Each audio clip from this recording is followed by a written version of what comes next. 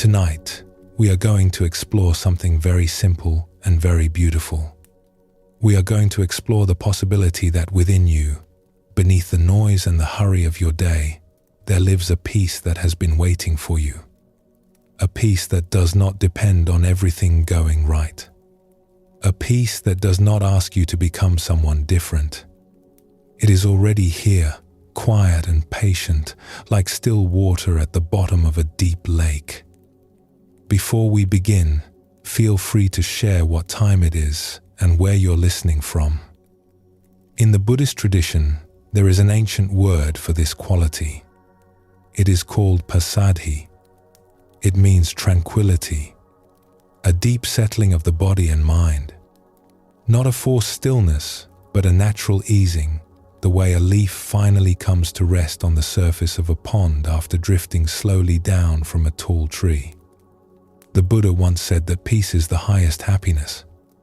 Not excitement, not achievement, not even pleasure. Peace. And tonight, we will gently walk that path together. We will sit with stories and teachings that have been shared for thousands of years, passed from teacher to student in quiet rooms and beneath open skies, all pointing toward this same simple truth, that a deep, abiding peace is not something far away. It is something close, something you can touch, even now, even here, even tonight. So settle in. Let your body soften. Let your breath find its own easy rhythm. And let's begin our journey together. The Buddha once said, "As the great ocean has but one taste, the taste of salt, so too does this teaching have but one taste, the taste of freedom." Tonight, let us begin with the ocean.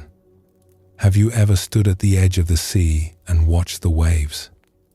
Some days, the surface is gentle, barely moving, just the softest rise and fall as if the whole ocean is breathing. And some days, it is wild. The wind pulls at the water, the waves crash and tumble, foam spills across the rocks, and everything feels restless and unsettled. Our lives are a little like that. Some days are calm. Everything flows. The morning is easy, the afternoon is kind, and by evening we feel held by a gentle rhythm. And other days, it feels as though we are caught in rough water, tossed this way and that by worries, by obligations, by the sheer momentum of everything that needs to be done. The emails, the conversations, the list of tasks that never seems to get shorter, the feeling that something somewhere still needs our attention. But here is something worth knowing, something the ancient teachers discovered long ago, and something that you may already sense in your own quiet moments. No matter what is happening on the surface of the ocean, if you were to dive down, even just a little way, you would find that things begin to change. The noise of the wind fades. The pull of the current softens. The frantic energy of the surface gives way to something gentler, something slower, something kinder. And if you go a little deeper still, you would find a kind of stillness that is hard to describe. A vast, quiet, spacious calm. The waves are still there, up above, doing what waves do. But down here, it is peaceful. Down here, there is room to breathe. This is one of the oldest and most beautiful images in the Buddhist tradition. The idea that within each of us, beneath the surface of our busy thoughts and restless emotions, there exists a depth of peace that is always available, always present, always waiting. Not something we need to earn or achieve. Not something reserved for monks in mountaintop monasteries. Something already here. Something already ours. And the practice of meditation, the practice of simply being present with kindness and patience, is a way of learning to dive down. Let us explore a story about a child who loved the sea. This child grew up near a stretch of coastline where the water was warm and the sand was soft. Every summer, they would spend long afternoons playing in the shallows, splashing in the gentle surf, watching the sunlight scatter into 1,000 tiny sparks across the surface of the water. They loved the ocean more than almost anything, but they only knew its surface. They knew how to float on their back and watch the clouds drift overhead. They knew how to ride the small waves near the shore, laughing as the foam tickled their ankles. They knew the feel of wet sand between their toes and the warmth of the sun on their shoulders as they waded in the gentle places. But they had never gone beneath the surface. Not really. Not in a way that mattered. One summer, a grandparent came to visit. This was a quiet person, unhurried and gentle, someone who had spent many years living near the water. The kind of person who seemed to carry a certain stillness with them wherever they went, as though they had made friends with silence a long time ago. The child adored them. One afternoon, the two of them walked out to the shore together. The water was a little rougher than usual. A warm wind was blowing, and the waves were choppy, full of energy, slapping against each other and sending up little sprays of white. The child stood at the edge and frowned. "It is too rough today," they said. "We cannot go in." The grandparents smiled and waded in slowly, up to their waist. The water pushed and pulled at them, but they stood steady, like a stone in a stream. "Come," they said. "I want to show you something." The child hesitated, then followed. The water tugged at their legs, and they stumbled a little, catching their balance.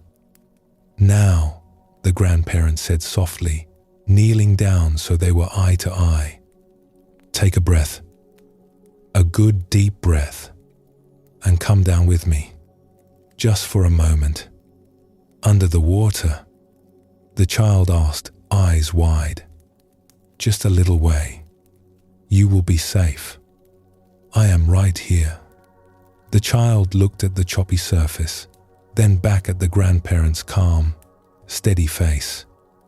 They took a breath, and together they dipped below. And what the child found surprised them. Just a foot or two beneath the surface, everything changed. The sound of the wind vanished. The slapping and crashing of the waves became a distant, muffled hum, like a lullaby heard from another room. The push and pull of the current softened to a gentle, rocking sway, almost like being held. They opened their eyes and saw light filtering down through the water in soft golden shafts, bending and swaying like slow music. A tiny silver fish drifted past, completely unhurried, completely at ease, as though it had never known a moment of worry in its entire small life.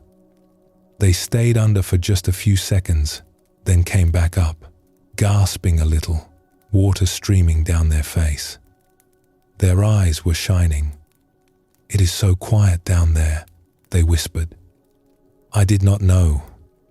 The grandparent nodded, water dripping from their chin, the late afternoon light warm on their face. "It is always quiet down there," they said gently. "No matter what is happening up here, no matter how rough the waves, down there it is always still." The child stood in the water for a long moment, feeling the waves push against their chest while remembering the silence just beneath their feet. Two worlds, one right on top of the other, one full of noise and motion, and one full of peace. "Can I go again?" they asked. "As many times as you like," the grandparent said. "It will always be there." The child never forgot that afternoon. They carried it with them through the years, through school and friendships and all the ordinary trials of growing up. Through the busier years that followed, the years of work and responsibility and the 1,000 small pressures that fill an adult life.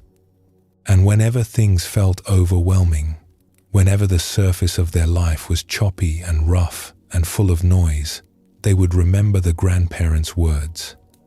They would close their eyes and feel the water close gently over their head and hear the wind grow quiet and see the golden light bending softly through the blue. There is a place beneath all of this where it is still, and I can go there as many times as I like. It will always be there. This is what the Buddhist teachings on tranquility invite us to discover. Not an escape from life, but a depth within life. A place we can touch into, again and again, that steadies us and nourishes us and reminds us that we are more than the waves on our surface. The Pali word for this quality is passaddhi. It points to a settling, a calming, especially of the body. You may have noticed this in your own experience. When the mind begins to quiet, even a little, the body follows. The shoulders, which have been raised without you realizing it, begin to drop. The jaw, which has been clenched around some thought or worry, softens. The belly, which has been tight with the effort of holding everything together, releases just a little. There is a kind of unwinding that happens, layer by layer, like a spool of thread slowly letting go of its tension. And this unwinding can go deeper than we might expect. There is a beautiful observation from teachers in this tradition that meditation can take us to a place of rest that goes even further than sleep. Think about that for a moment. You might have a perfectly fine night of rest. You might wake up feeling reasonably well, stretch, pour your tea, begin your morning. And yet, when you sit down to meditate, even for a short while, something more begins to release. Some layer of tension you did not even know you were carrying starts to soften. Some quiet corner of your body, your neck, your hands, the small muscles around your eyes, that was holding on without your awareness, finally lets go. It is as though sleep takes care of the surface, but meditation reaches the deeper waters. Sleep smooths out the waves, but sitting quietly, with attention and kindness, takes you beneath them. Not because there is anything wrong with sleep. Sleep is wonderful and necessary and good. But there is a difference between resting on the surface of the ocean and diving down to where the water is truly still. The Buddha described this kind of peace as something that grows naturally when the conditions are right. He spoke of it not as something we force into being, but as something that arises on its own, the way a flower opens when it receives enough sunlight and water. We do not have to pry the petals apart. We do not have to command the bloom. Our work is simply to create the conditions, to offer warmth, to offer patience, to offer space, and then to gently get out of the way. Let us sit with one more story before we rest. This one comes from a classroom in a busy city, in a neighborhood where life was not always easy. A teacher in this school had begun offering a simple mindfulness practice to the young students. Nothing complicated, nothing fancy, just a few minutes each day of sitting quietly together, paying attention to the breath, noticing how the body felt. The children were young, perhaps 8 or 9 years old. Some of them came from homes full of warmth and laughter, but many of them carried worries that were far too heavy for such small shoulders. Their little nervous systems were always on alert, always watching, always ready for whatever might come next. The teacher was not sure the practice would take root. Would the children sit still? Would they find it strange? Would they resist being asked to close their eyes in a room full of other people? But something unexpected happened. The children took to it almost immediately, and not because they understood the philosophy behind it, or because they cared about ancient traditions.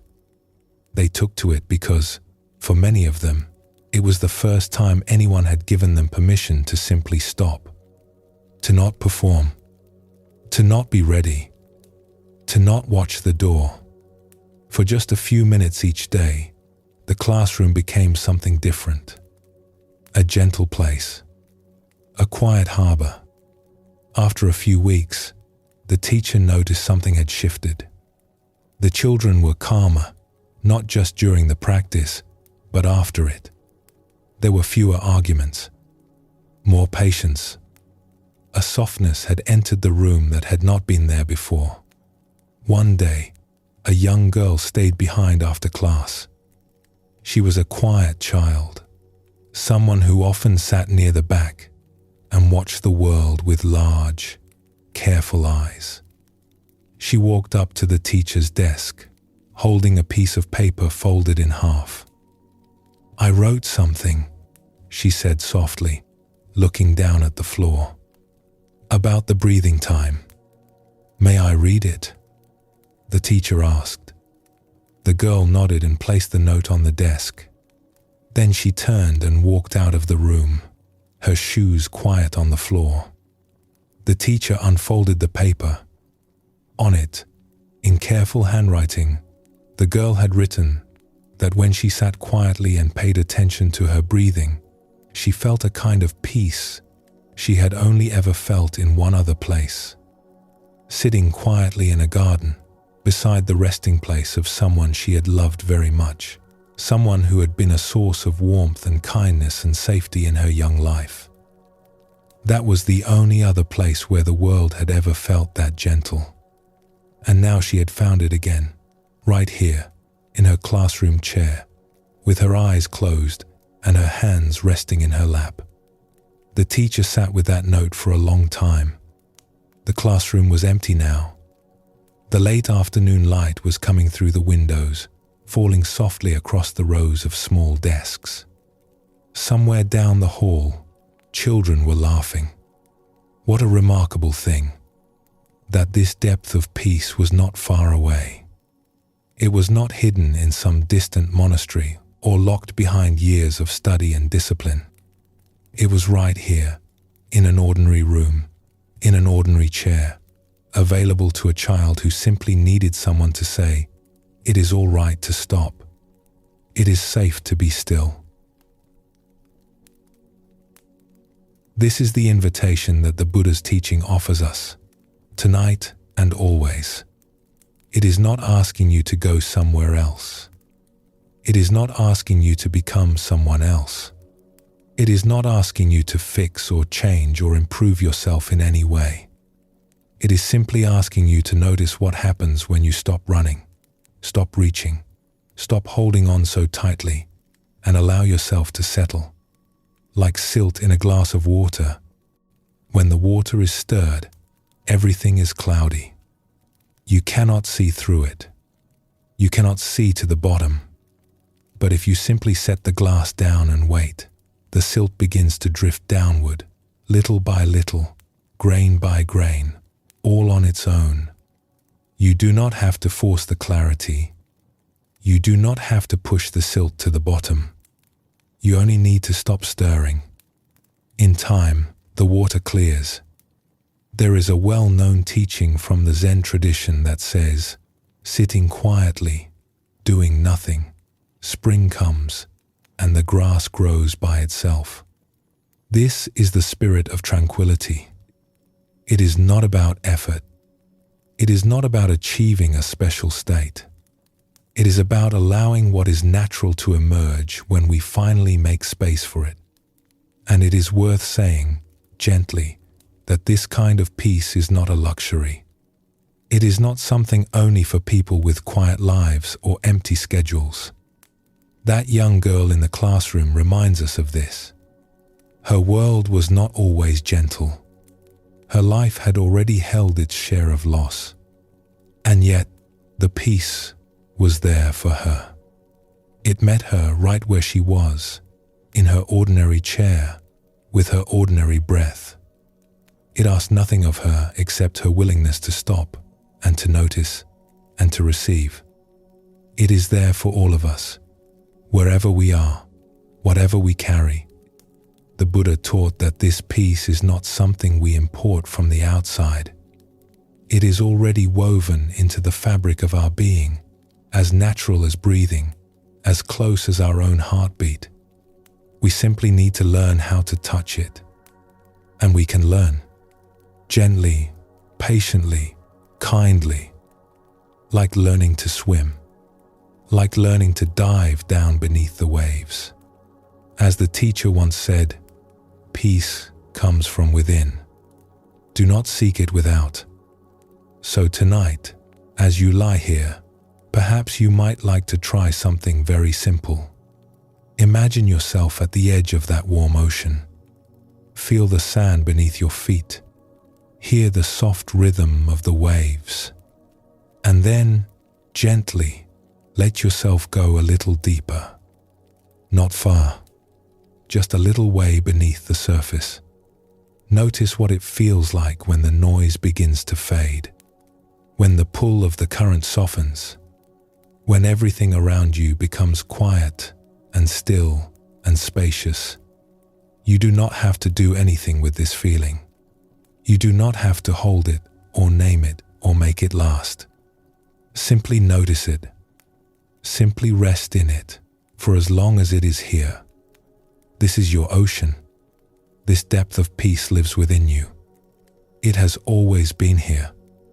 And no matter what is happening on the surface, no matter how rough the waves may be, this stillness is always waiting, patient and kind, ready to welcome you whenever you are ready to arrive. Let us pause here for a moment. Notice how you are feeling. Allow your body to soften just a little more. And when you are ready, we will continue together.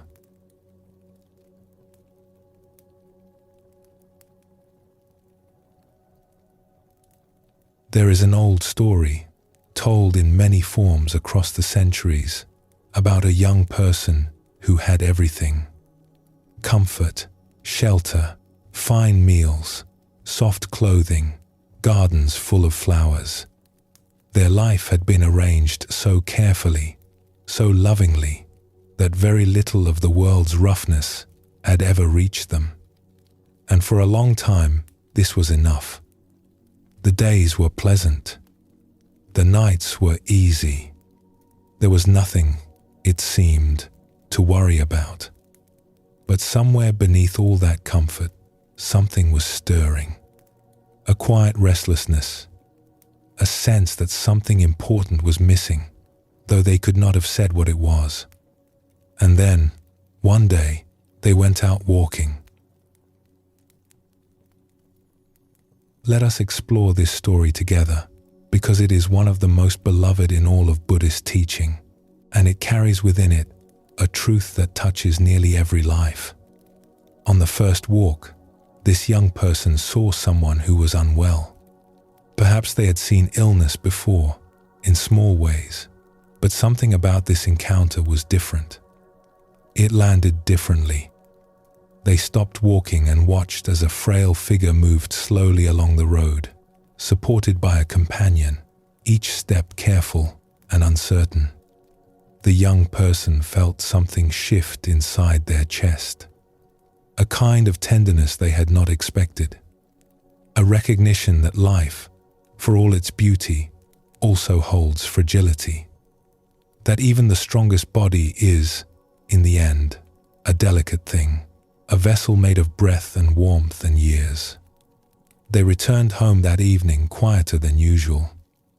They sat by the window as the sky turned soft with the colors of dusk, pink and amber and a deep, fading blue, and they thought about what they had seen. The servants brought food, and the lamps were lit, and the evening carried on as it always did. But something inside this young person had shifted. A small crack had appeared in the smooth surface of their comfortable world, and through that crack, a new kind of light was beginning to enter. On another walk, some time later, they encountered an elderly person resting beneath a tree. This person's hair was white as cotton, their face lined with the marks of many seasons. But what struck the young person was not the signs of age. It was the expression on the elder's face, a mixture of weariness and gentleness, as though they had carried much and set most of it down, as though they had learned, over many years, to hold life more lightly. The young person sat nearby for a while, saying nothing, just being close to this quiet stranger. And again something stirred, a deepening, a sense that time moves through all things, through all of us, like a river that never pauses, and that this is not something to fear, but something to understand, something to make peace with. On a third walk, they encountered loss. We will not linger here, because this is a place for rest, and some truths are best held lightly, like a candle flame you cup with both hands to keep the wind from reaching it. But let us simply say that this young person came to understand, in a way they had not understood before, that all things in this life are temporary, that nothing we love stays in exactly the same form forever. And rather than filling them with despair, this understanding began to open something in them. A door they had not known was there. Because here is the remarkable part of the story. After these three encounters, each one tender, each one quietly shaking the foundations of everything they thought they knew, they went out walking one more time. And on this walk, they saw someone different. Walking along a dusty road, in the warm light of late afternoon, they saw a figure approaching from the distance. This person wore simple robes, carried nothing, and walked with a pace that was neither hurried nor slow. Just steady, just even, like the rhythm of breathing. As the figure came closer, the young person noticed something they could not quite explain. There was a quality about this stranger that was unlike anything they had encountered before. It was not that the stranger was smiling, though there was a softness around their mouth that suggested they might smile easily. It was not that they looked particularly strong or healthy or well-fed. In fact, they seemed to own almost nothing at all. But there was a stillness about them, a calm that did not seem forced or performed. It seemed to come from somewhere deep inside, the way light comes from a lantern, not from the glass, but from the flame within. The young person stopped in the road and watched. The stranger walked closer, and for a moment, their eyes met. It was a brief look, nothing dramatic, just the quiet meeting of two gazes. But in that look, the young person felt something they had never felt before. A kind of recognition, as if this stranger knew something essential, something about how to live in a world that holds both beauty and impermanence, and had found a way to be at peace with all of it. The stranger passed by without a word and continued down the road, their simple robes swaying gently with each step until they disappeared around a bend in the path. And the young person stood there for a long time, alone on the dusty road, watching the place where the stranger had been. Who was that? They whispered. No one answered. But the question did not go away. It stayed with them through the evening, through the night, through the days and weeks that followed. And eventually, it changed the entire direction of their life. Because what they had seen in that stranger's eyes was not just calm. It was a deep, abiding peace. A peace that seemed to hold within it an answer to everything they had witnessed on those earlier walks. The fragility of health, the passing of time, the tender truth of impermanence. Somehow, this quiet person on the road had found a way to hold all of it and still be at peace. And the young person thought, if that is possible for one person, then perhaps it is possible for me. This is, of course, the story of how the one who would become the Buddha began his journey. And while the details have been told and retold in countless ways across the centuries, the heart of it remains the same. It was not a grand revelation that set him on his path. It was not a thunderbolt or a vision or a voice from the heavens. It was something far simpler and far more human. It was the sight of someone who was at peace. That is worth sitting with for a moment. Of all the things that could have changed a life, it was not a book or a teaching or a set of instructions. It was a presence, a living example of what peace looks like when it walks down a road on a warm afternoon. And this tells us something important about the nature of tranquility. It is not just something we feel on the inside. It is something that radiates outward. It is something other people can sense, even in a brief look, even from a distance. You may have experienced this yourself. Perhaps you have been in the company of someone who carried a certain quietness with them. Not someone who was withdrawn or distant, but someone who was simply at ease, present, unhurried. And being near that person, even without exchanging many words, you felt something in yourself begin to settle. Your breathing slowed. Your shoulders dropped. The knot in your stomach loosened, just a little. The Buddha spoke of this quality when he said, "Better than 1,000 hollow words is one word that brings peace." Sometimes that word is not spoken at all. Sometimes it is simply the quiet presence of a person who has found their way to some depth of stillness, and who carries that stillness with them like a gift. Let us explore another story, a quieter one. There was once a young student who traveled a great distance to study with a teacher who was known for an extraordinary sense of calm. People spoke of this teacher with a kind of wonder. Nothing disturbs them, they said. They are like a mountain, steady in every season.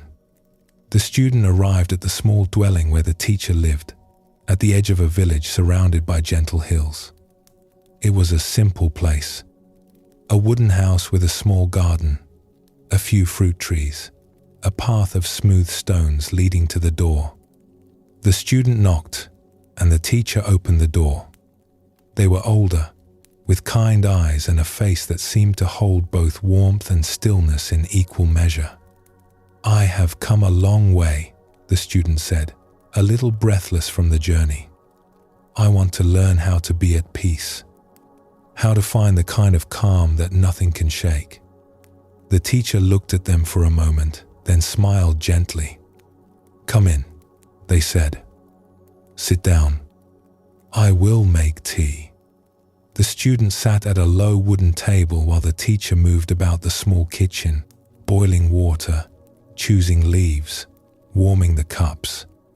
Every movement was slow and deliberate, but not in a stiff or self-conscious way.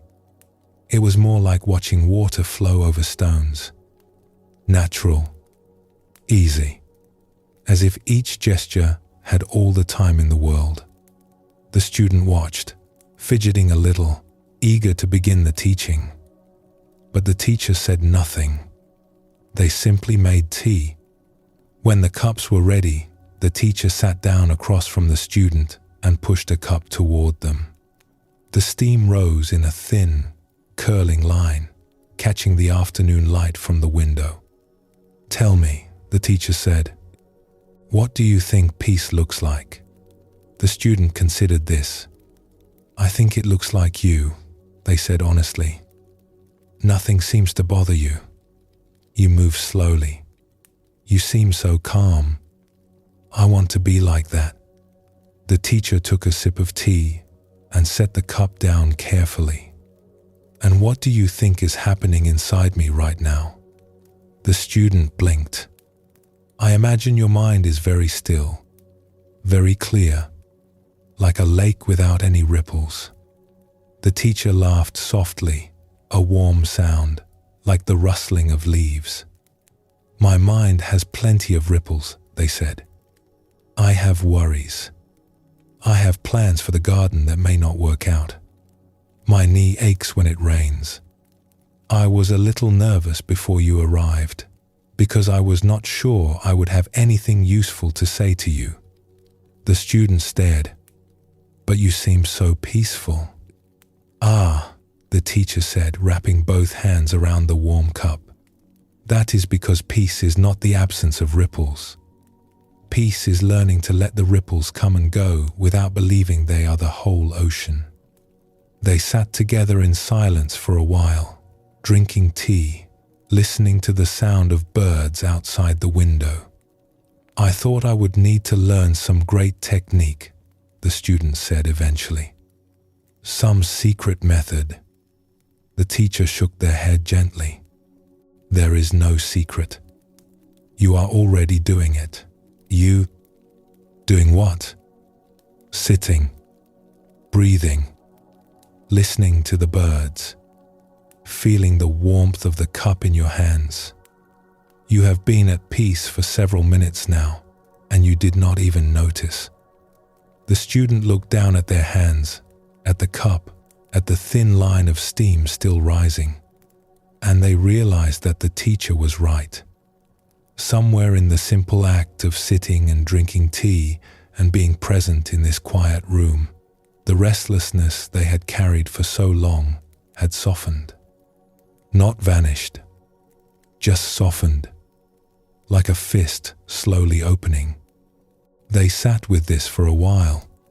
Outside, the afternoon light had shifted, and the garden was glowing with a warm, golden haze. A breeze moved through the fruit trees, and a few blossoms drifted down, settling on the path of smooth stones. I thought peace would feel like something arriving, the student said quietly. Like a door opening, or a light switching on. The teacher shook their head. It is more like snow melting. You do not see the exact moment it happens. You just notice, after a while, that the ground is soft and the stream is flowing again. The student smiled for the first time since they had arrived. So all this time, I was searching for something I was already sitting in the middle of. Like a fish looking for water, the teacher said. They both laughed, softly, and the sound of it was easy and kind, like two old friends who had known each other much longer than one afternoon. The student stayed for several days. They did not receive any great lectures or secret teachings.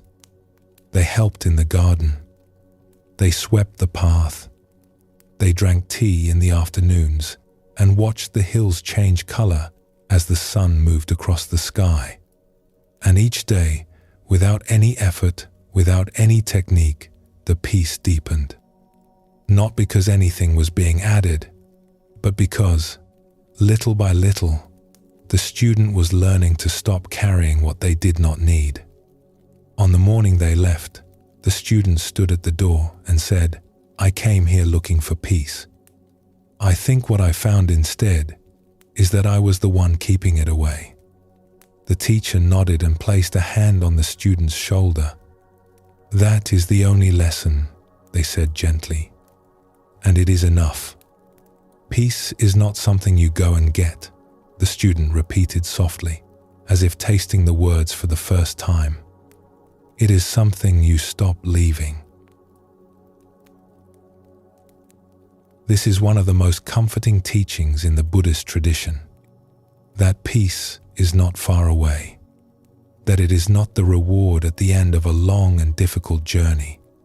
It is the ground beneath your feet, right now, if you are willing to stop and feel it. The Zen teacher Shunryu Suzuki once said, "You are perfect, just as you are, and you could use a little improvement."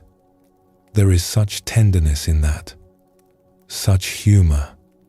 It tells us that we do not have to wait until we are different, better, calmer, wiser, before we are allowed to rest. We can rest now. We can touch peace now, even with all our ripples. And perhaps this is what that young person on the dusty road all those centuries ago recognized in the calm stranger. Not perfection, not the absence of difficulty, but something more beautiful than either of those. A way of being with life as it is, with all its tenderness and impermanence, and finding that it is enough. That it is more than enough. That it is, in fact, the doorway to everything we have been looking for. The stranger on the road did not say anything. They did not teach a lesson or offer advice. They simply walked past, carrying their peace with them like a quiet lantern. And that was enough to change a life. You carry that same possibility within you. Your peace, quiet as it may be, is felt by the people around you. The steadiness of your breathing, the gentleness of your voice, the unhurried way you might set down a cup or hold a door. These small things ripple outward in ways you may never see, touching the people in your life, the way the calm stranger touched the young person on the road. Peace is not only a gift you give yourself, it is a gift you give to everyone you meet. Let us pause here for a moment. Let your breath be easy. Notice what is here, right now, just as it is. And when you are ready, we will continue together.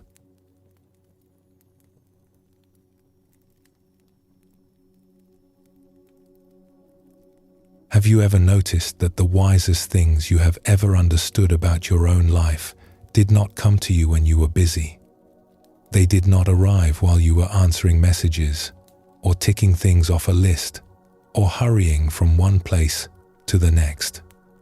They came later, in the quiet moments, in the pause between tasks, in the middle of the night perhaps, when the house was still and the world had finally stopped asking things of you, or on a long walk when your feet found a rhythm and your mind, at last, stopped trying so hard. The deepest truths tend to arrive softly. They do not shout. They do not compete with the noise. They wait patiently for a gap in the conversation. And if the conversation never pauses, if the noise never lets up, then those truths remain unheard. Not gone, just waiting. In the Buddhist tradition, there is a lovely phrase for this kind of quiet space. It has been called sacred leisure. Not leisure in the way we usually think of it, not entertainment, not distraction, not scrolling through a screen or filling the hours with pleasant noise, but a deeper kind of stillness, a willingness to do nothing at all and to let that nothingness be enough. Let us explore a story about a teacher who had forgotten how to stop. This teacher had spent many years offering wisdom to others. They led retreats and gave talks and answered questions and traveled from place to place, sharing what they knew about the path to peace. They were good at it. People admired them. Invitations kept coming, and they kept saying yes, because the work felt important, and because it is very easy to confuse being busy with being useful. But somewhere along the way, something had slipped. The teacher could not quite name it. They still knew the words for peace. They could still describe tranquility beautifully. But when they sat down at the end of the day, alone in a quiet room, they noticed that the peace they talked about so easily had become harder to feel. One afternoon, between obligations, the teacher borrowed a bicycle. It was an old thing, a little rusty, with a basket on the front and a bell that did not quite work. They had no destination in mind. They simply pedaled away from the retreat center, down a narrow lane lined with trees, out into the open countryside. The road was flat and empty. The air smelled of cut grass and warm earth. The only sound was the soft whir of the wheels and the occasional call of a bird somewhere in the hedgerow. After a while, the teacher realized something. For the first time in weeks, possibly months, they were not working. And more importantly, they were not thinking about work. They were not composing the next talk in their head, or reviewing the day's schedule, or mentally rehearsing a conversation they needed to have. They were simply riding a bicycle down a quiet road, feeling the wind on their face, watching the shadows of the trees slide across the ground. They slowed down. Then they stopped altogether, right there on the road, one foot on the ground, the bicycle leaning gently to one side. They stood there and breathed.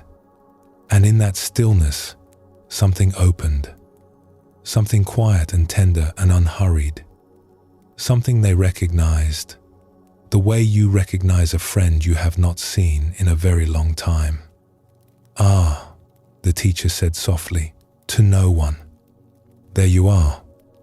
It was peace.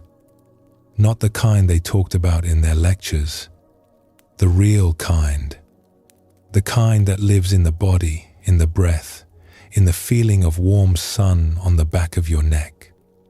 It had not gone anywhere. It had simply been waiting for a gap in the noise.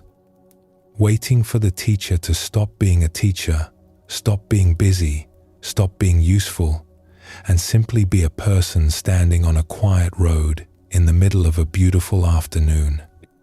A butterfly landed on the handlebar of the bicycle.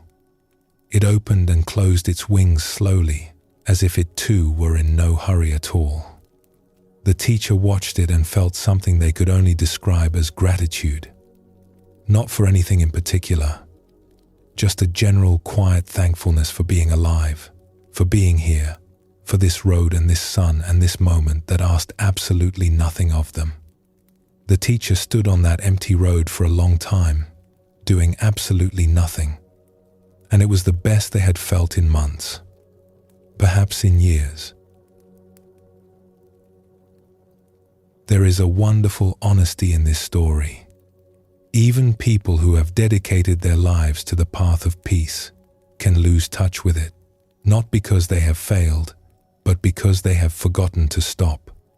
And if this can happen to a teacher, it can certainly happen to any of us. The Buddha himself spoke about this balance.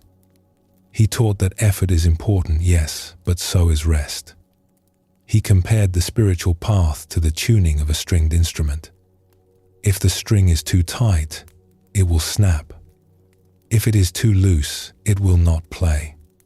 The beautiful music comes when the tension is just right. And finding that balance often means being willing to loosen the string a little, to step back, to do less. This is a radical idea in a world that often tells us we should be doing more. That rest is something we have to earn. That stillness is laziness in disguise. But the ancient teachers saw it differently.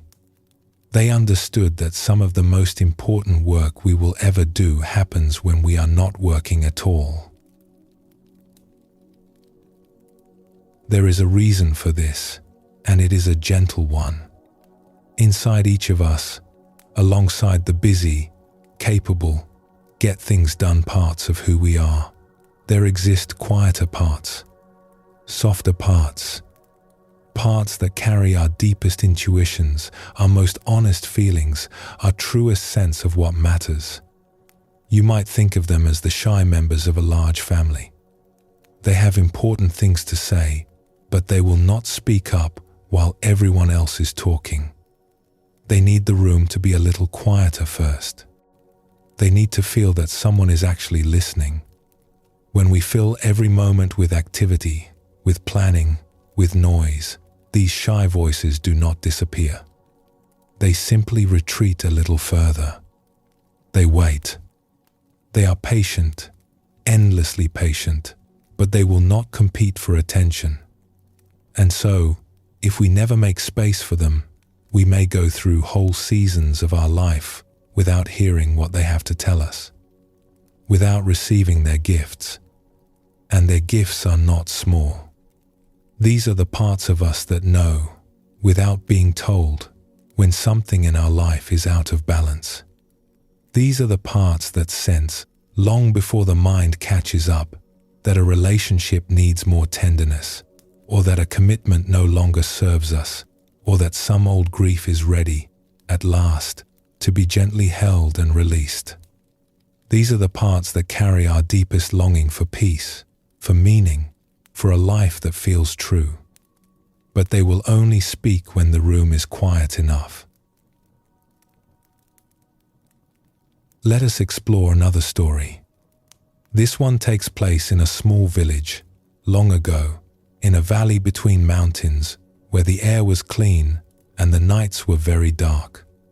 In this village, there lived a woodcutter who was known for being the busiest person in the valley. Every morning, before dawn, they were up and moving, chopping wood, hauling water, mending fences, tending the garden, helping neighbors with their repairs. They worked from first light to last, and when the sun went down, they fell into bed, exhausted, only to rise again and do it all over. The villagers respected the woodcutter. "No one works harder," they said. And this was true. But what the villagers did not see, and what the woodcutter tried very hard not to feel, was that beneath all that busyness, there was a hollowness, a quiet ache, something unfed. One evening, an old wanderer passed through the village and asked to share the woodcutter's fire. The woodcutter agreed, though they were tired and not in the mood for company. They sat together in front of the hearth, watching the flames, saying nothing for a while. Finally, the wanderer spoke. "You work very hard," they said. "I do," the woodcutter replied. "There is always something to be done.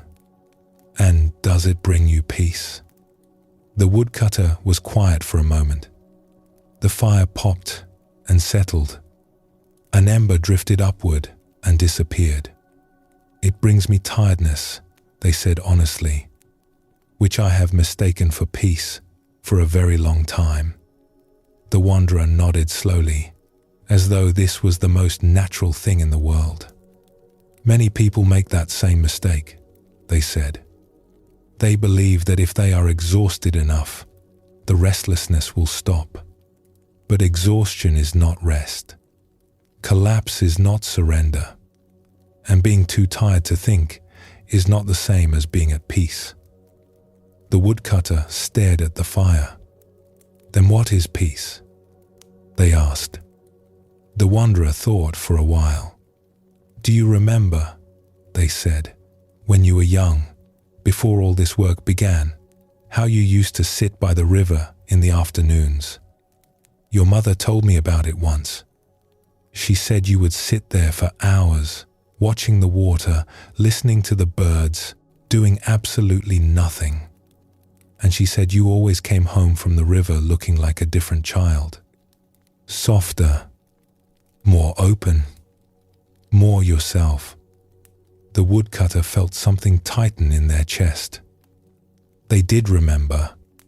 They remembered the smooth stones along the bank, the way the water caught the light, the sound of it moving over the rocks, steady and unhurried. They remembered the feeling of having nowhere to be, of having nothing to prove, of being, for a little while, completely free. "That," the wanderer said gently, "is peace, and it is still in you. But you have buried it under so much doing that it cannot breathe." They sat together in the quiet for a long time. The fire burned low. The stars came out, one by one, through the open window. "What should I do?" the woodcutter asked softly. The wanderer smiled. "Less," they said. The woodcutter did not change everything overnight. That is not how real change works. But the next morning, For the first time in years, they did not rise before dawn. They lay in bed and listened to the birds beginning their first songs outside the window. The sound was so simple, so ordinary, and yet the woodcutter realized they had not truly heard it in a very long time. Later that morning, instead of going straight to the woodpile, they walked down to the river. The path was overgrown.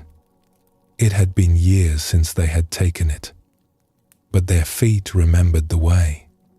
They sat on a flat stone near the water's edge.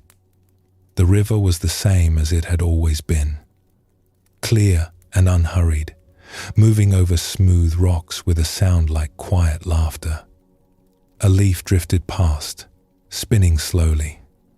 The sun came through the branches overhead and scattered into soft coins of light on the surface of the water. The woodcutter sat there for a long time. They did not think about the fence that needed mending. They did not plan the afternoon. They simply sat and breathed and watched the river do what rivers do. And after a while, something happened.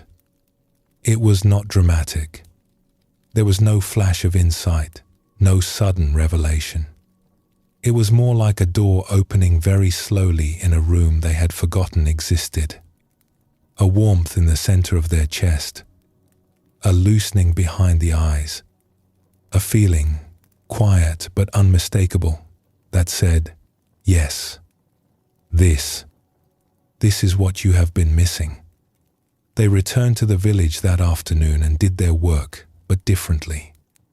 A little slower, with a little more space between the tasks. And that evening, instead of falling into bed, they sat on the doorstep and watched the stars appear, one by one, as the valley filled with gentle darkness. The wanderer had already moved on, but the word they left behind stayed with the woodcutter for the rest of their life. Less. Such a small word. Such a large permission. There is such wisdom in that single word. Less. Not nothing. Not the abandonment of responsibility. Not a retreat from the world. Just less. Enough space in the day for the shy voices to come out. Enough stillness for the deeper parts of ourselves to breathe. The Zen tradition speaks of this with beautiful simplicity. When walking, just walk. When eating, just eat. Not walking while planning. Not eating while worrying. Just the thing itself, given your full and gentle attention. And in that simplicity, a kind of peace emerges that no amount of busyness can provide. You may have felt this in your own life.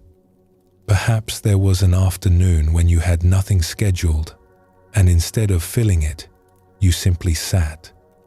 Maybe you looked out a window.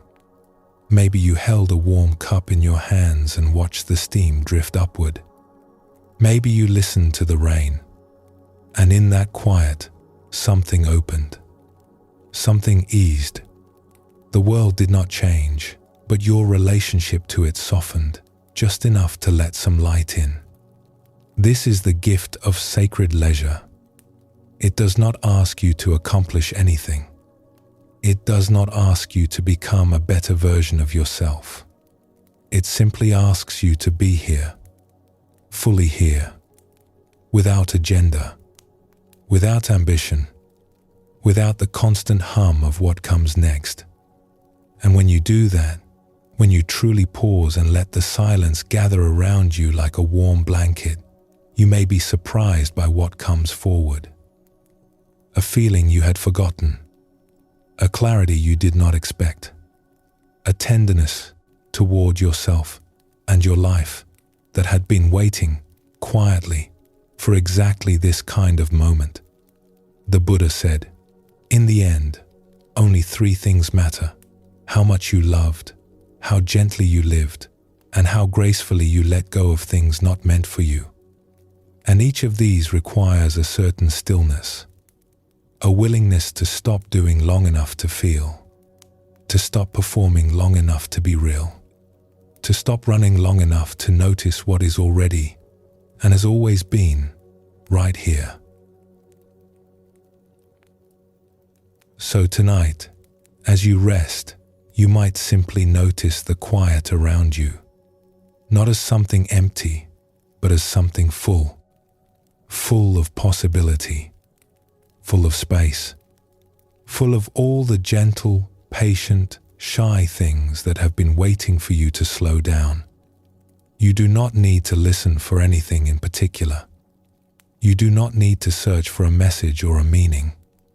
Simply be here, in the stillness, and trust that what needs to come forward will come forward in its own time, in its own way, like a small animal stepping out of the woods when the forest is finally quiet enough. Your shy voices are patient. They have waited this long. They are happy to wait a little longer. But they are also happy, so very happy, when you make room for them at last. Let us pause here for a moment. Feel the weight of your body where it rests. Let the stillness hold you, and when you are ready, we will continue together.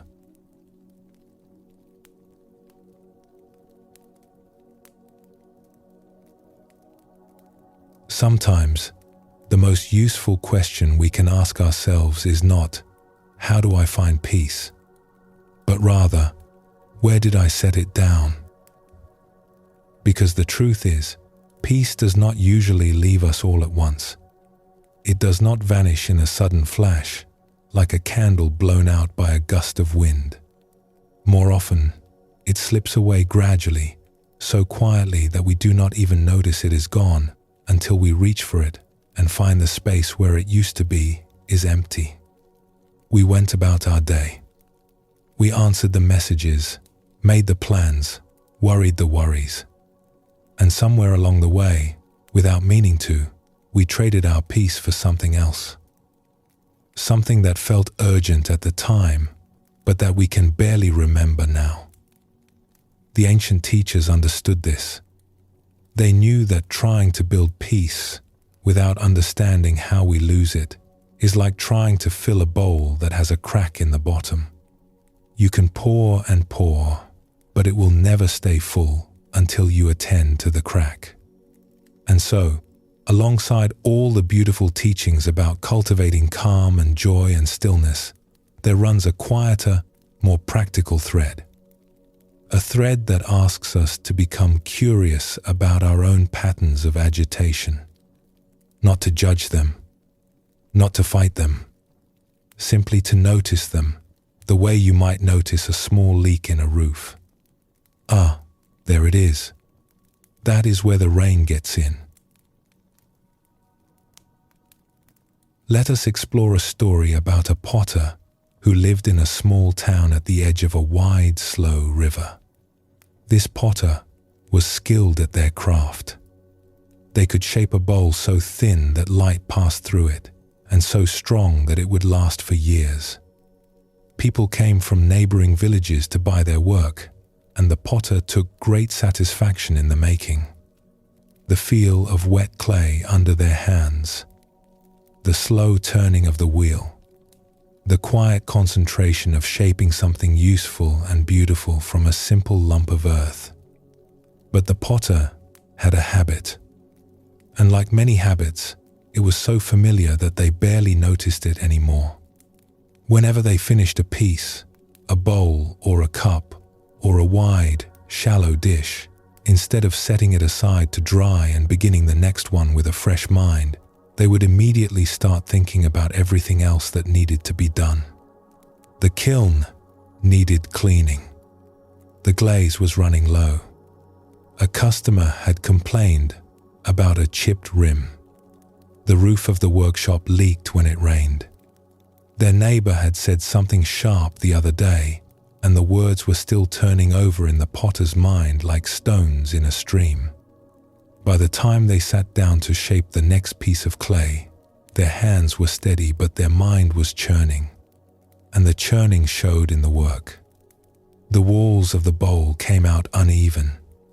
The lip was not quite smooth. The potter would frown, crush the clay back into a ball, and start again, more frustrated than before. One afternoon, the potter's old teacher came to visit.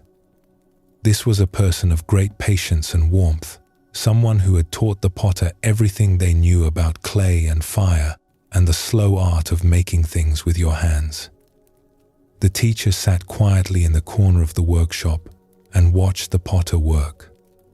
They watched for a long time without saying anything. They watched the potter finish a cup, set it aside, and then watched the change that came over the potter's face. The subtle tightening around the eyes, the slight clenching of the jaw, the way the shoulders crept upward, just a fraction, as the mind left the present moment and traveled out into the long list of worries and obligations. After a while, the teacher spoke. "May I ask you something?" The potter looked up. "Of course. When you were shaping that cup just now, where were you?" The potter thought about it. "I was here, right here. And were you at peace?" The potter considered this. "Yes," they said slowly. "I think I was. When I am shaping the clay, when my hands are moving and the wheel is turning, everything else goes quiet. It is the best part of my day." The teacher nodded. "And what happened after you finished the cup?" The potter opened their mouth to answer, then closed it again. They could feel the truth of it before they could put it into words. "I left," they said quietly. "I was here and then I left. My body stayed, but my mind went somewhere else. To all the things I have not done yet. To all the problems I have not solved." "Yes," the teacher said gently. "I watched it happen. It was like watching someone step out of a warm room into the cold. Your whole body changed." The potter sat with this for a moment. The workshop was quiet. Late afternoon light came through the windows and fell across the rows of drying bowls, turning them the color of honey. "I did not realize I was doing it," the potter said. "That is exactly the point," the teacher replied. "We rarely do. The movement from peace into agitation is so habitual, so practiced, that it happens beneath our awareness. Like water finding its way downhill. It does not need to be told where to go. It just follows the grooves that have been worn into the ground over time." The potter looked down at the clay beneath their fingernails. "It is strange," they said. "When my hands are on the wheel, I know exactly what I am doing. I can feel when the clay is too thick or too thin. I can feel when the shape is right. But with my own mind, I cannot feel anything. It just carries me away." "That is because you have trained your hands," the teacher said. "You have spent years learning to feel the clay.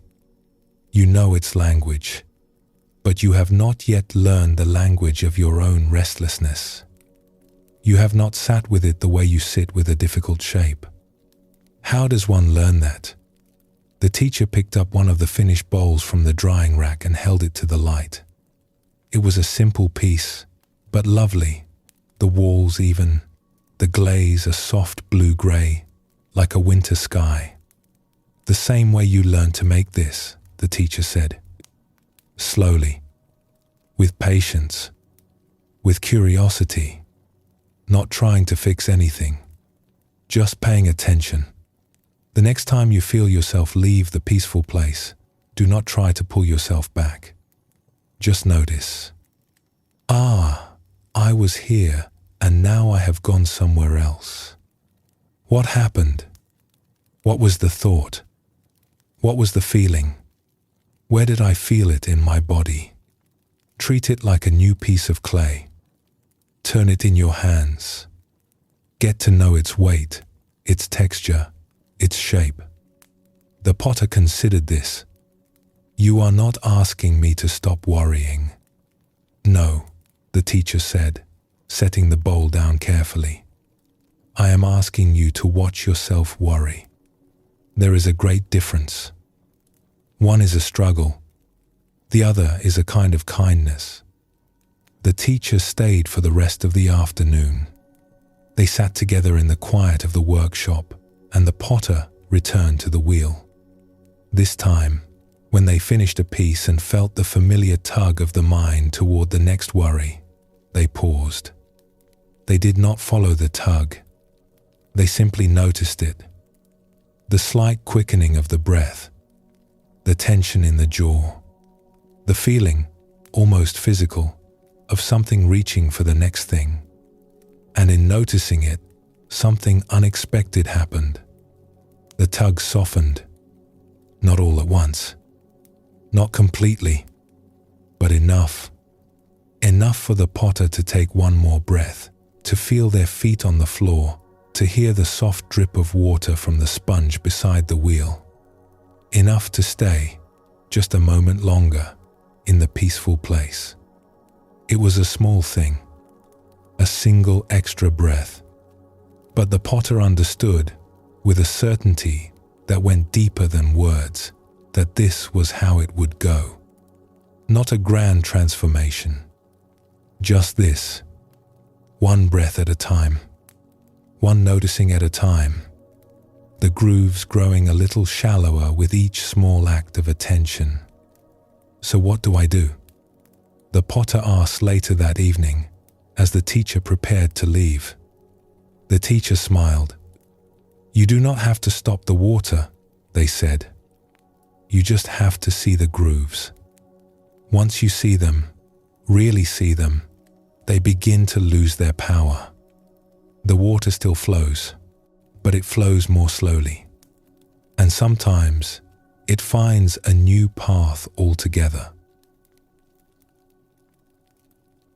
This is one of the most freeing ideas in the Buddhist tradition, that we do not have to fight our agitation. We do not have to wrestle it to the ground or shame it into silence. We simply have to see it clearly, to understand how it works, to become familiar with the small, invisible movements of the mind that carry us from peace into restlessness, often without our even noticing. And when we begin to pay attention, truly pay attention, we start to see patterns. We notice that certain thoughts have a particular flavor of urgency that is not quite real. We notice that the feeling of "I do not have enough time" is often more about a state of mind than an actual shortage of hours. We notice that the momentum of doing, the rush from one task to the next, can become a kind of habit in itself, a wheel that keeps spinning even when there is nothing left to grind. There is a common experience that many people share, and perhaps you will recognize it. You have a busy day, a long list of things to do. You move through them one by one, efficiently, capably, and then you finish. The list is done. And instead of feeling relief, instead of settling into the satisfaction of completion, you feel something else entirely. A restlessness, a buzzing, a voice in the back of your mind that says, "What is next? There must be something next. Something is wrong if there is nothing next." That voice is not telling the truth. Nothing is wrong. The list is done. But the habit of doing has built up so much momentum that the mind does not know how to stop. It is like a dog chasing its tail. The running has become the point, and the dog has forgotten that there was never anything to catch. Seeing this clearly, even once, is a kind of liberation. Not because the habit disappears. It may not, at least not right away, but because you are no longer fooled by it. You can feel the momentum arise, and instead of following it, you can simply nod and say, "Ah, there you are again. I know you. You are the habit of busyness, and I do not need to follow you right now." Let us sit with one more small story. There was once a traveler who arrived at a village inn, tired from a long journey. They asked the innkeeper for a room, and the innkeeper showed them upstairs to a small, clean room with a window that looked out over a quiet courtyard. "This is lovely," the traveler said. "I will sleep well here." But as they began to settle in, they noticed a faint sound. A tapping. Very quiet, very rhythmic, coming from somewhere behind the wall. It was barely noticeable at first, but the more the traveler listened, the louder it seemed to become. Tap, tap, tap. Tap, tap, tap. They tried to ignore it. They lay down and closed their eyes. But now the tapping was all they could hear. It filled the room. It seemed to vibrate in their teeth. They went downstairs, irritated. "There is a tapping in my room," they said. "I cannot rest." The innkeeper looked puzzled. "A tapping. Let me come and listen." They went upstairs together. The innkeeper stood in the middle of the room, head tilted, listening carefully. After a long moment, they smiled. "Ah," they said, "that is the branch of the old plum tree. It grows just outside the wall. When the breeze comes in the evening, the smallest branch taps against the stone." The traveler frowned. "Can you cut it?" The innkeeper shook their head gently. "I could. But may I suggest something else? Come and see it." They walked together to the courtyard, and the innkeeper pointed to the tree. It was old and beautiful, with a trunk that curved gracefully and branches that spread wide, covered in pale blossoms. The smallest branch, thin as a finger, was swaying gently in the evening breeze, just barely touching the stone wall of the inn. "It has been here longer than the inn," the innkeeper said. "Every evening, when the breeze comes, it taps. Some guests find it maddening. Others find it soothing, like a heartbeat." The traveler looked at the tree for a long time. They looked at the blossoms, pale and delicate in the fading light. They watched the small branch sway and touch the wall, sway and touch, sway and touch. "It is quite beautiful," they said, surprised by their own words. "It always was," the innkeeper said. "You just had not seen it yet." The traveler went back to their room. They lay down. The tapping was still there, gentle and steady. But now, instead of hearing an annoyance, they heard the plum tree. They heard the breeze. They heard the evening settling softly over the courtyard. And within a few minutes, they were asleep. Nothing had changed.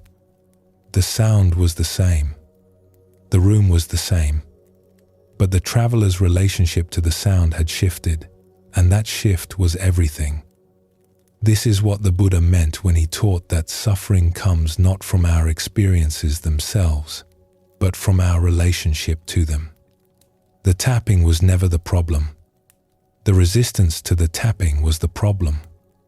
And once that resistance softened, once the traveler could see clearly what was actually happening, the very thing that had disturbed their peace became part of it. We carry so many small resistances through our days. Small tensions, small aversions. The traffic is too slow. The room is too warm. The person beside us is chewing too loudly. None of these things, in themselves, have the power to steal our peace, but our resistance to them does. Our insistence that things should be different from the way they are, that is the crack in the bowl. That is where the peace leaks out. And the good news, the wonderfully gentle good news, is that we do not have to fix every crack. We simply have to notice them. to look at them with curiosity instead of frustration, to say, that is where I lose my peace. That is the groove, the water follows. And in the seeing, something softens, something releases. The groove grows a little shallower. The water flows a little more slowly. And peace, which was never really gone, begins to gather again, quietly, like dew forming on grass in the early morning. Let us pause here for a moment. You are doing beautifully. Simply rest. Simply breathe. And when you are ready, we will continue together.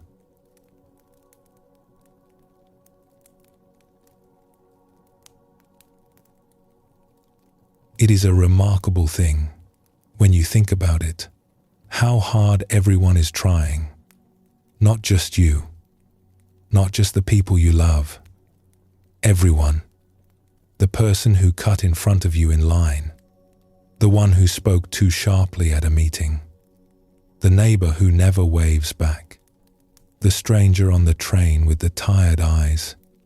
Every single one of them is carrying something.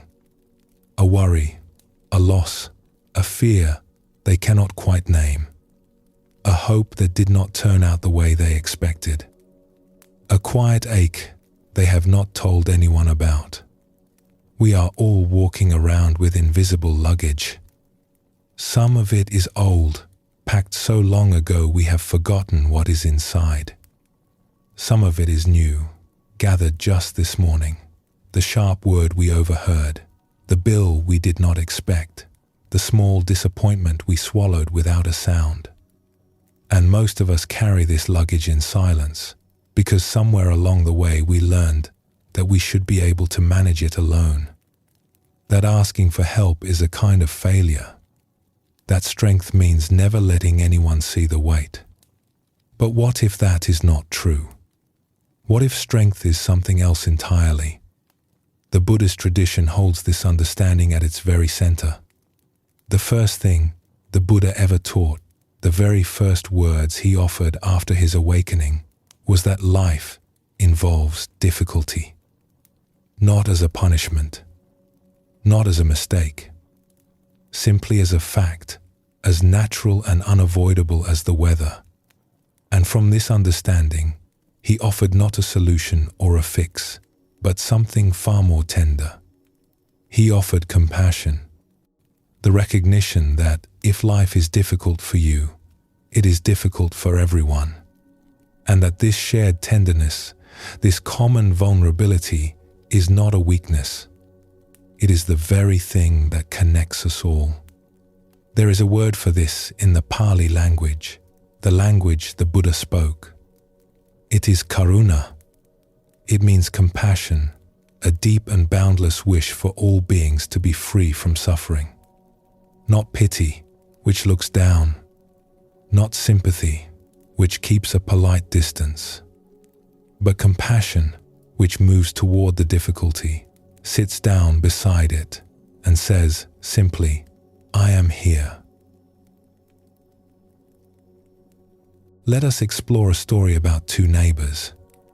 They lived side by side in a small village, separated by a low stone wall that ran between their gardens. One of them was a healer, known throughout the valley for a gentle touch and an endless willingness to help. Whenever someone in the village fell ill or was injured, the healer was there, mixing remedies, sitting through long nights, offering comfort with steady hands and kind words.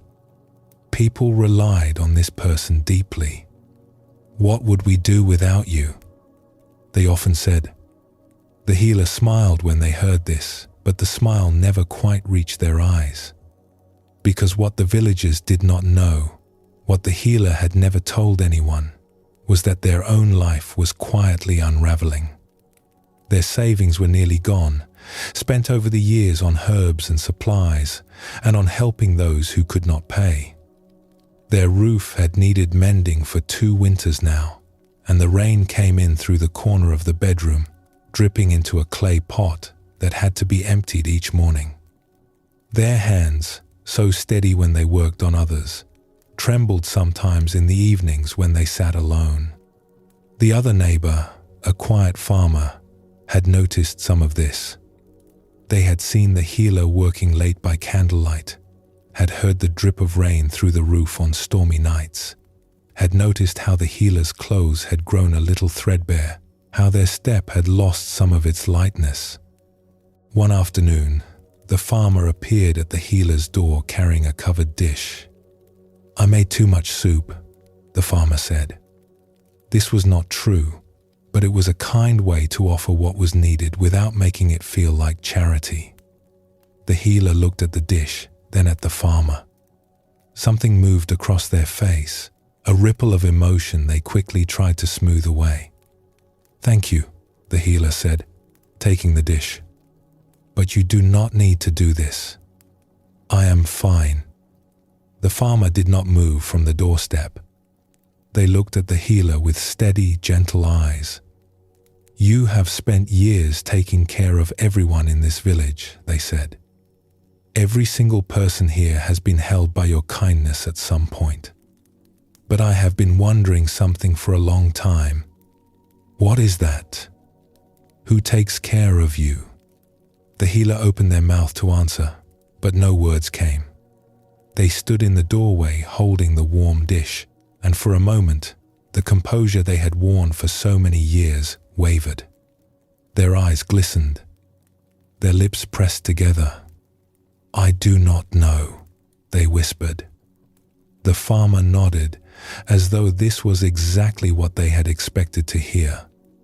"Then let me begin," they said simply. "I will come tomorrow to fix your roof." And they did. The next morning, just after dawn, the farmer arrived with a ladder and tools. They worked through the morning while the healer sat in the garden, feeling strange and uncertain, unused to being on this side of care. At one point, the healer brought a cup of tea up to the farmer on the roof. "You do not have to do all of this," the healer said, shading their eyes against the sun. The farmer took the tea and sat on the edge of the roof, legs dangling, looking out over the village. Smoke was rising from a few chimneys. Children were playing in the lane. It was a perfectly ordinary morning. "Do you remember," the farmer said, "the winter my youngest was ill? The fever that would not break?" The healer nodded. "I remember. You sat with us for 3 nights. 3 nights without sleeping. You held cold cloths to my child's forehead and you sang to them when they cried. You did not ask for anything. You did not even let me thank you properly." The healer looked away. "That was different." "How?"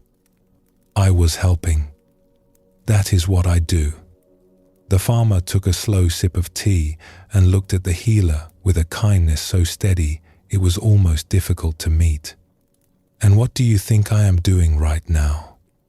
The healer could not answer. They stood at the base of the ladder and pressed their hand to their chest, feeling something they had not allowed themselves to feel in a very long time. The simple, almost unbearable sweetness of being cared for. Over the following weeks, other villagers began to notice.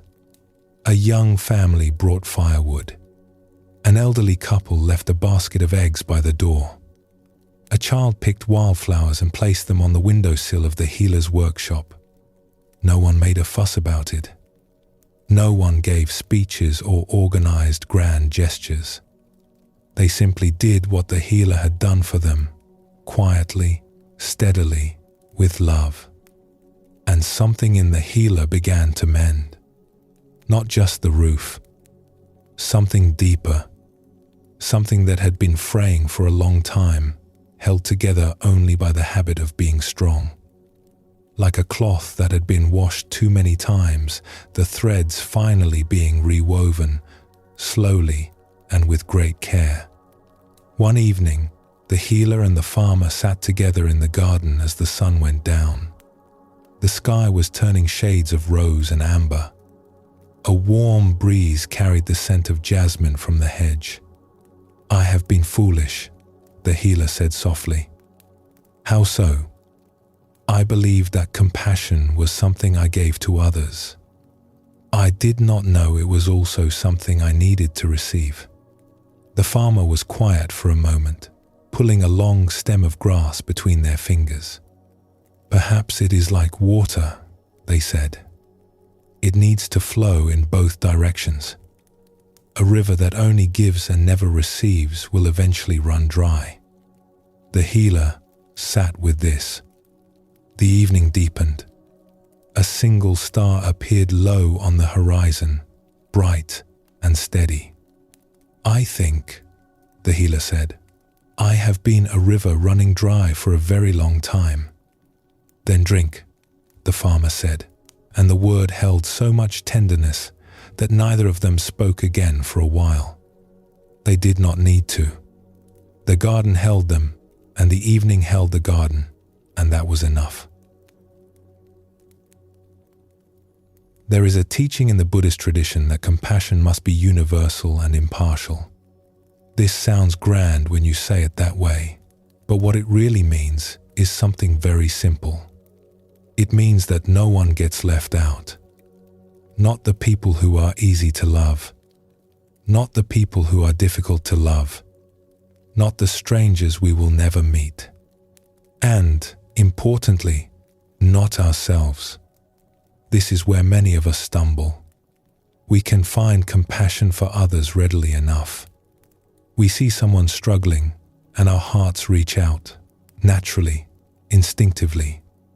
But when we ourselves are the ones struggling, something changes. A different voice takes over. A sterner voice. One that says, "You should be stronger than this. You should have figured this out by now. Other people have real problems. What is wrong with you?" The Buddha would have recognized that voice, and he would have smiled at it, gently, the way you smile at a child who is trying very hard to be grown up. Because that voice, for all its harshness, is usually trying to help. It thinks that if it is hard enough on you, you will try harder, do better, be more. But the Buddha understood something that voice does not.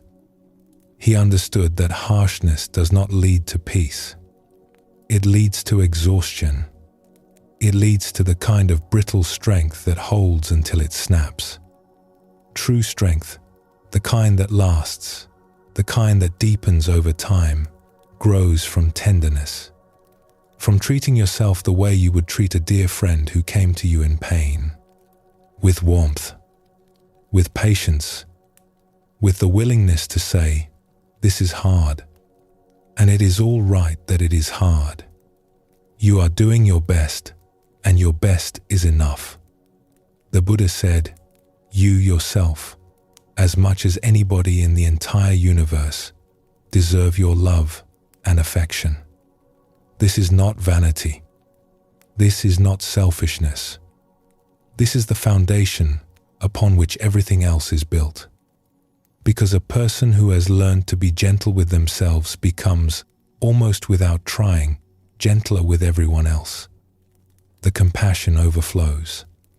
It finds its way out through the cracks, the way light finds its way through the gaps in a woven basket. Let us sit with one more small story.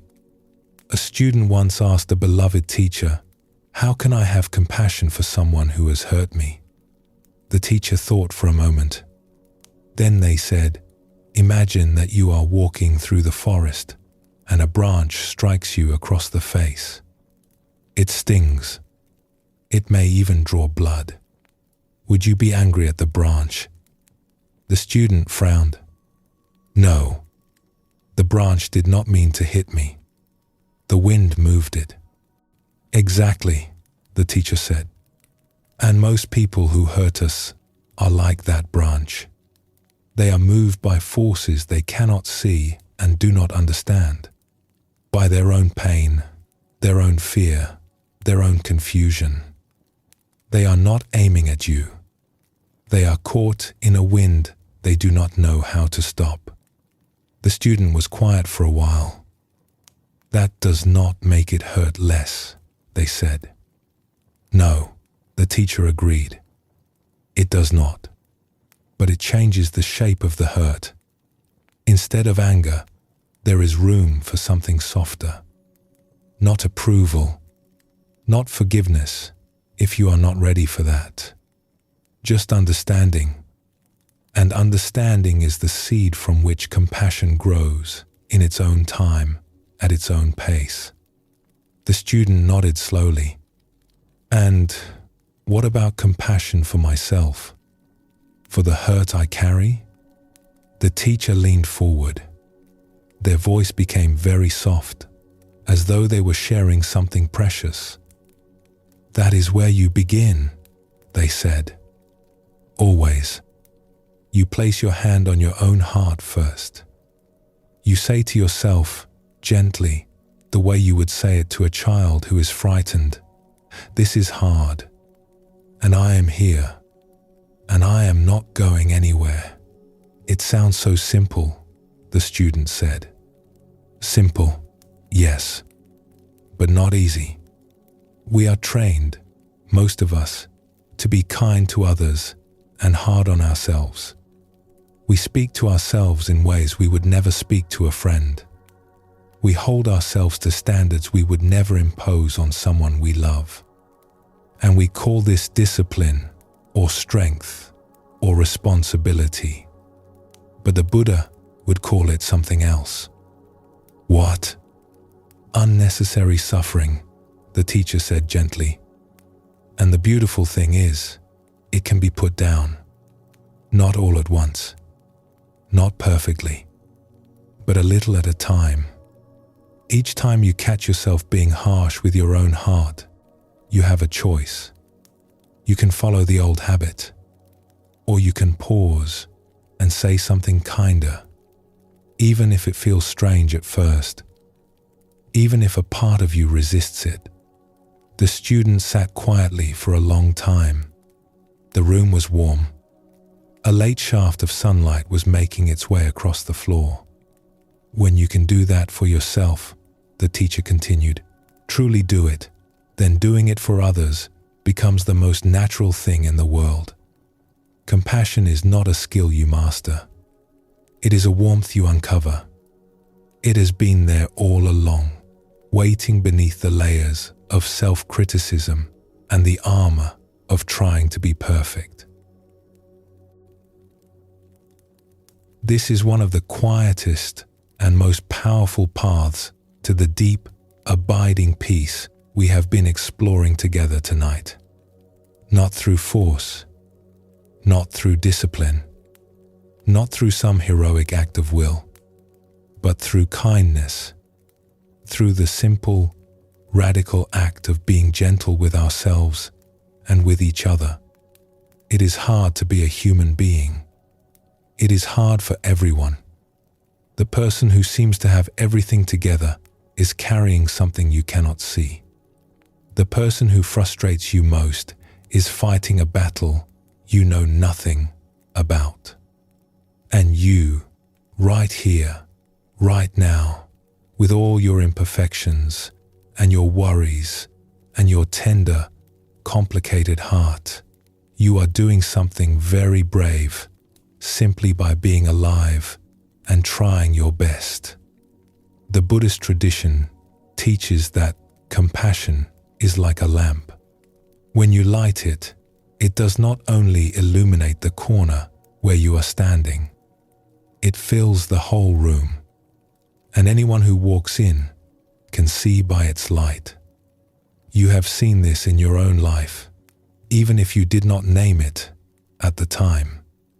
You have been in the presence of someone whose kindness changed the atmosphere of a room, not through grand gestures, through small ones, the way they listened, the way they paused before speaking, as if your words truly mattered to them, the way they looked at you, not past you, but at you, with a warmth that asked for nothing in return.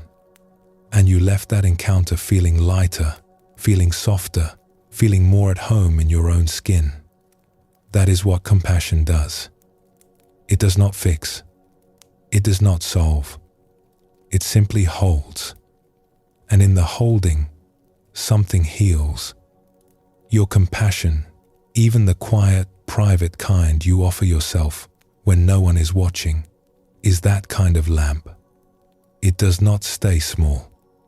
It cannot. That is not its nature. It reaches outward, gently, steadily, touching the people in your life in ways you may never fully know. So be kind to yourself tonight. You have earned it. Not through achievement, not through perfection, but simply by being here, by showing up, by carrying what you carry with as much grace as you can manage. That is more than enough. That is, in fact, everything. Let us pause here for a moment. Let yourself be held by the quiet. There is nothing more you need to do. And when you are ready, we will continue together.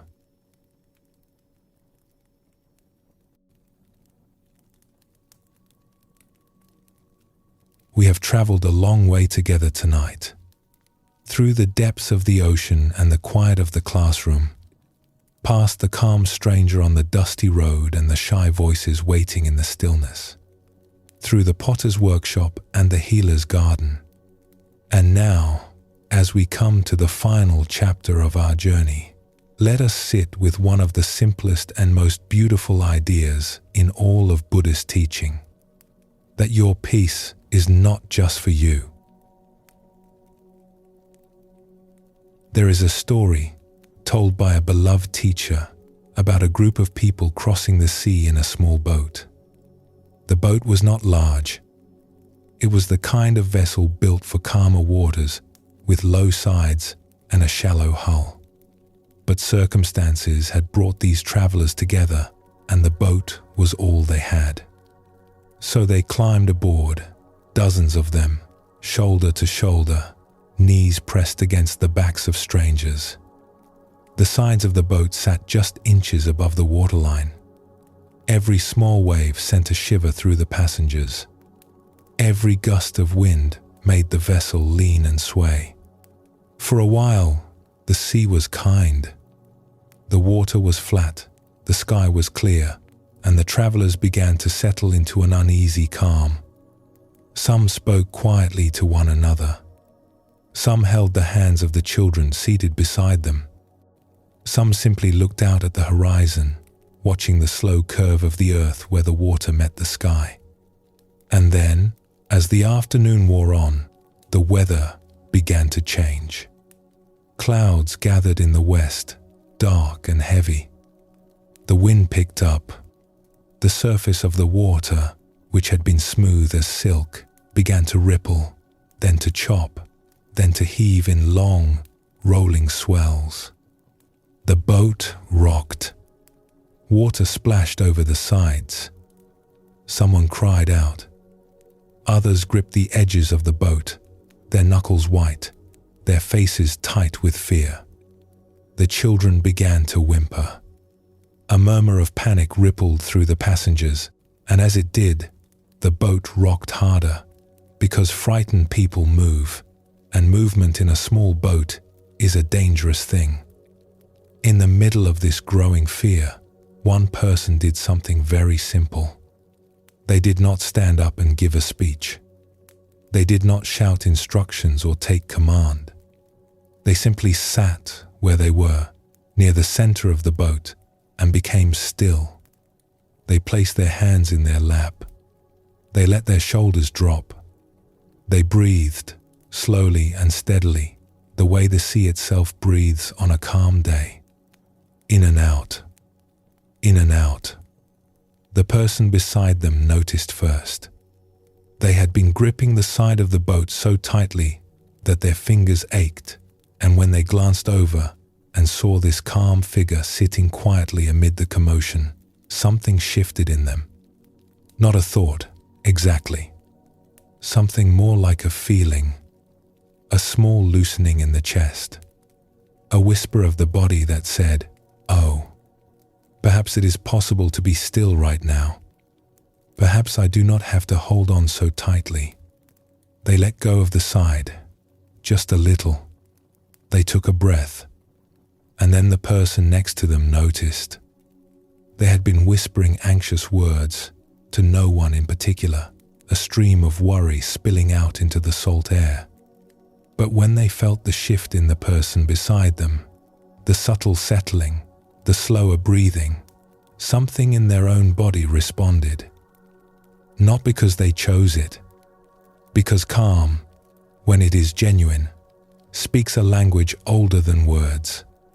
The body hears it before the mind does, and the body responds. One by one, like candles being lit in a dark room, the stillness of that one calm presence began to spread through the boat. A mother stopped clutching her child so tightly and instead began to stroke the child's hair, softly, rhythmically. An old man who had been muttering prayers opened his eyes and looked up at the sky, noticing for the first time that between the dark clouds there were still patches of blue. A young person who had been rigid with fear let out a long, shaking breath and felt their hands unclench. No one said, "Be calm." No one was told to be still. It simply happened, the way warmth spreads through cold hands when you wrap them around a hot cup. Not because anyone was told to be calm, not because anyone was scolded or instructed, but because calm, real calm, the kind that comes from somewhere deep and true, is one of the most quietly powerful forces in the world.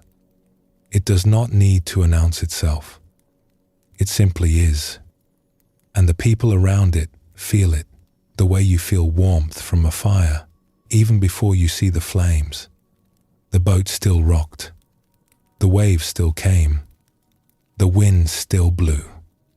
But the people in the boat were no longer rocking with it.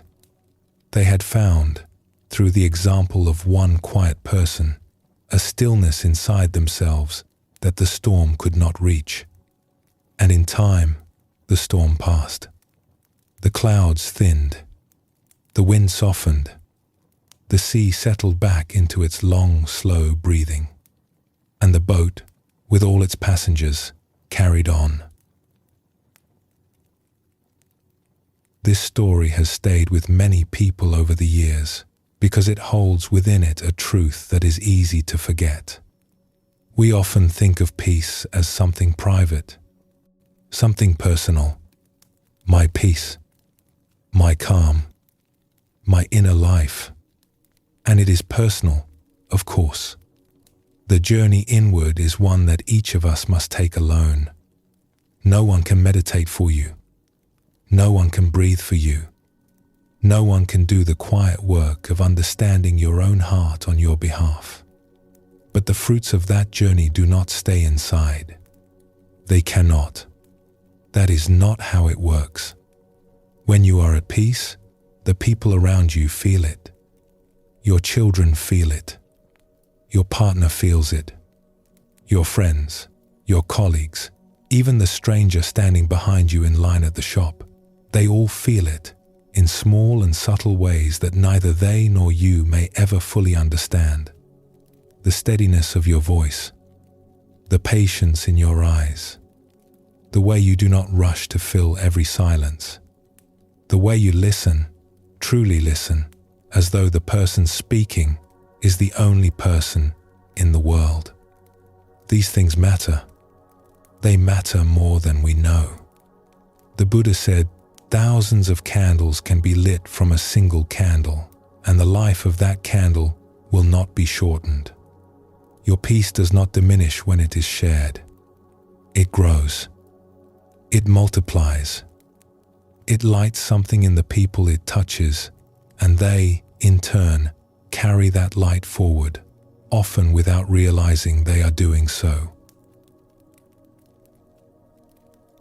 Let us explore one more story. a gentle one for the end of our journey. In a small town, there lived an old person who kept a tea house. It was a modest place, nothing grand, just a few low tables, some cushions on the floor, and a window that looked out over a garden where a plum tree grew. The tea was good but not extraordinary. The cups were plain. There was no sign outside, no advertisement, nothing to draw people in. And yet, the tea house was never empty. People came from all over the town, and eventually from neighboring towns as well, to sit in this small room and drink tea. They came in the morning before work. They came in the afternoon when the day felt long. They came in the evening when they were tired and needed a place to rest. And they always left feeling a little different from when they arrived. A little lighter, a little more at ease, as though some gentle hand had smoothed out the wrinkles of their day. A young person who had recently moved to the town was curious about this. They had heard people speak of the tea house with such warmth, such affection, and they could not understand what made a place with no sign and plain cups so beloved. So one afternoon, they went to see for themselves. The old person who kept the tea house greeted them at the door with a nod and a smile that was neither too wide nor too restrained. Just right. Just warm enough. They were shown to a cushion by the window where the light came through the plum tree's branches and made soft, dappled patterns on the floor. The tea arrived without being ordered. It was warm and fragrant, a simple blend, nothing exotic. The young person sipped it and looked around. The room was quiet. A few other guests sat at their tables, some alone, some in pairs, speaking in low voices. There was nothing remarkable about any of it. And yet, there was something in this room. The young person could feel it but could not name it. It was like a temperature, or a color, or a sound, just below the threshold of hearing. A quality in the air itself that made the shoulders drop and the breathing slow and the thoughts, which had been circling all day like restless birds, finally come to rest. After a while, the young person called the old tea house keeper over. "May I ask you something?" "Of course," the old person said, settling onto a nearby cushion with the ease of someone who has been sitting on the ground for a lifetime. "What is it about this place?" "I have been trying to understand since I arrived. The tea is lovely, but it is just tea. The room is pleasant, but it is just a room. And yet everyone who comes here seems to leave feeling different, feeling better. What is your secret?" The old person was quiet for a long moment. They looked out the window at the plum tree, where a single bird was hopping between the branches. "There is no secret," they said finally. "When I was young, I spent many years trying to find peace. I traveled. I studied. I practiced. I searched in many places and with many teachers. And after all that searching, I found something very simple. I found that peace is not something you go out and find. It is something you become. And when you become it, everything around you begins to reflect it." They gestured around the small room with one weathered hand. "I do not do anything special here. I boil water. I pour tea. I sit. But I do these things from a place of peace. And people feel that. Not because I am trying to give them something, but because peace, when it is real, cannot be contained. It overflows. It fills the room. It fills the tea. It fills the space between two people sitting together in silence." The young person looked down at their cup. The tea was nearly gone. A single leaf had settled at the bottom, perfectly still. So the peace people feel here, the young person said, it is not in the tea. No, it is in you. The old person smiled, and the smile was like the plum tree outside, simple, unhurried, blooming for no reason at all. It is in me, they said, and it is in you, and it is in everyone who walks through that door. I have simply stopped getting in its way. The young person sat with this for a long time. Through the window, the afternoon light was deepening, turning gold, and the bird in the plum tree had begun to sing a small, repeating song. I have spent a long time, the young person said slowly, believing that I needed to fix myself before I could be at peace. That there was some problem to solve first, some knot to untangle. And is there? The old person asked. The young person thought. They thought about all the years of trying, the books they had read, the advice they had followed, the long nights spent worrying that they were not enough, not calm enough, not wise enough, not good enough. And sitting here, in this plain room, with this plain tea, beside this quiet person who boiled water and poured cups and asked for nothing, they felt something they had not expected. They felt that perhaps they had been enough all along, that the peace they had been chasing had been sitting right beside them the whole time, like a patient friend who never gives up, never grows frustrated, never walks away. No, the young person said quietly, I do not think there is. The old person reached over and refilled their cup. The tea steamed gently. Outside, the plum tree swayed in the evening breeze, and its shadow moved across the floor like something alive and tender. Then you are already home, the old person said. This is perhaps the deepest teaching we have touched tonight. That peace is not something we create. It is something we uncover, something we allow, something that has been here all along, beneath the busyness and the worry and the striving, waiting with infinite patience for us to turn toward it. And when we do, when we allow even a small measure of that peace to settle into our bones and our breath, it does not stay with us alone. It moves outward, in widening circles, like a stone dropped into still water. It touches the people closest to us first, our families, our friends, the ones who share our days. And then it reaches further to the colleagues, the acquaintances, the strangers we pass on the street. And then further still, in ways we cannot trace and may never know. You do not have to be a monk or a saint or a keeper of a tea house to be that calm person in the boat.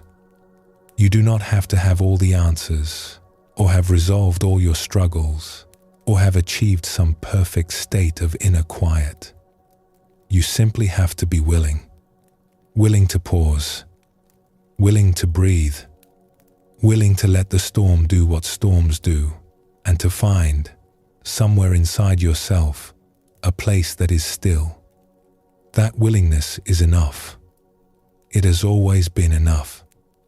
And so, as we come to the end of our journey together, let us hold this one gentle truth, that your peace matters, not only to you, but to everyone whose life touches yours. Every moment of calm you cultivate, every breath you take with awareness, every time you choose gentleness over haste, you are lighting a candle in a dark room. And that light, small as it may seem, reaches further than you will ever know. The Buddha, on the night of his awakening, is said to have touched the earth with his hand.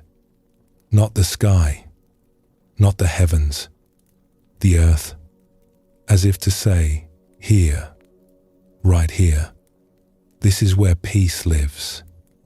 Not somewhere else, not in some distant future. Here, in this body, in this breath, in this moment, right here, right now, with you. Let us rest here together for a moment. Feel the weight of your body. Feel the ease of your breath. You have come a long way tonight, and you have arrived exactly where you need to be. When you are ready, we will share a few final words together.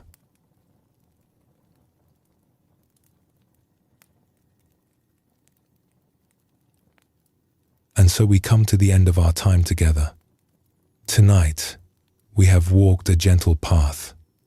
We have dived beneath the waves and found that the ocean is always still in its depths. We have seen the calm stranger on the road and felt the quiet power of a life lived at peace. We have listened for the shy voices that speak only when we are finally still enough to hear them. We have learned to notice, with kindness and curiosity, the small ways we set our peace down without realizing it. We have felt the warm light of compassion for ourselves and for each other.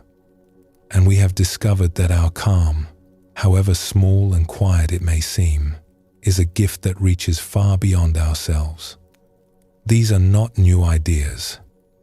They are ancient ones, carried across centuries by teachers and students, by parents and children, by quiet strangers on dusty roads. They have survived because they are true, and they are here for you whenever you need them. Not just tonight, but always. You do not have to hold on to anything from this evening. Whatever has touched you will stay. Whatever you needed to hear, you have heard.